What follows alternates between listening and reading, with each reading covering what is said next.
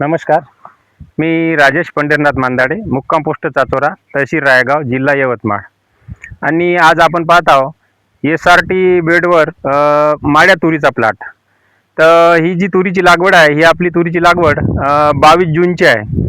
आणि हे बेड जे आहे हे 4चे बेड आहे आणि एक बेड सोडून एक बेड अशी लावण आहे. आणि एक जो मधातला बेड आहे आपण याच्यावर काहीच नाही केलेला आहे, खालीच ठेवलेला आहे. तर तुम्ही पाहू शकता इथं गेल्या वर्षी कापसाची लागवड होती आणि एकट दुकट झाडाला हे असे हिरवे दसकट फुटलेले आहे. हे तर आपण याला ग्लायसिल न करू नंतर कवर तेवढी काही याची वाढ होऊन नाही राहिलेली आहे. तर आपण आज पाहणार आहोत याच्यावरचं तणनाशक आपण कचऱ्याचं तणनाशक याच्यावर कोणते मारायचे त्याचा आपण आज हे करणार आहोत. तर शेतकरी मित्रांनो, तुरी आपला ह्या SRTचं दुसरं वर्ष आहे, तरी तूर आपली बेडवर असो किंवा खाली आपली तासावर असो, हे जे आपलं तणनाशक आणि खताचे जे नियोजन आहे हे आपलं सारखंच असते इथं SRTमध्ये आणि तुमचं असलं. तर फक्त इथं फरक एकच असतो का आम्ही इथं उन्हाळवाई जे असते, जे नांगरण वकरण आपण जे म्हणतो पराठा काढणे, हे उन्हाळवाई इथं बिलकुल केलेली नाही आहे. त्याच बेडवर आपण पराठ्या मशीन थ्रेशरनं बारीक करून त्याच बेडवर आपण इथं तुरीची लागवड केलेली आहे. आणि जर आपलं तूर सोयाबीनचं जर असेल तर आपण ह्या बेडवर सोयाबीनचे 2 तास सुद्धा घेऊ शकतो. पण मला असं वाटतं का आपण तूर हे पीक जे आहे हे जास्तीत जास्त आपण बेडवरच घेतलं पाहिजे. आपण नेहमीचे बेड काढणं असो खालच्यापेक्षा बेडवरच तुरीचं पीक हे अतिशय चांगलं येत असते. तर आपण याच्यातलं आता येणाऱ्या 15 दिवसामध्ये तुरीचं जे नियोजन आहे ते आपण आजकाल सांगणार आहोत. तर याच्यावर आता आपल्याला 2 पाणी उतारलेला दिसते बारीक असा.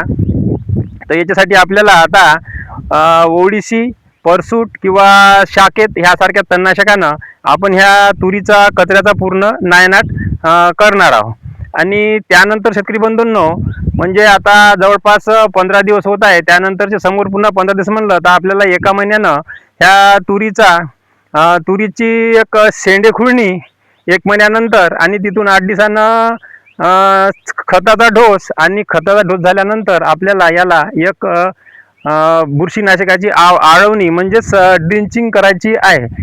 ड्रिंचिंग अतिशय महत्त्वाची आहे, कारण आपण ड्रिंचिंग जर नाही केली तर मग जर झाडं जे तुरी उगवण्याची जे प्रमाण असते ते जास्त होत जाते आणि मग ते कंट्रोल व्हायला आपल्याला त्रास होते.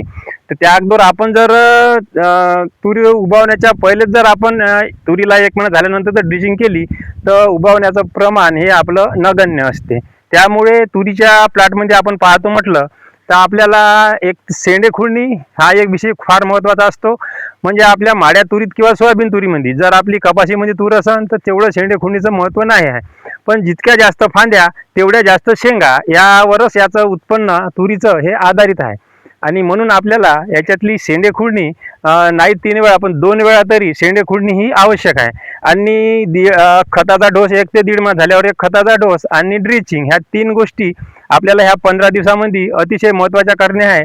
तर त्याचा सुद्धा व्हिडिओ आपण समोर टाकूच.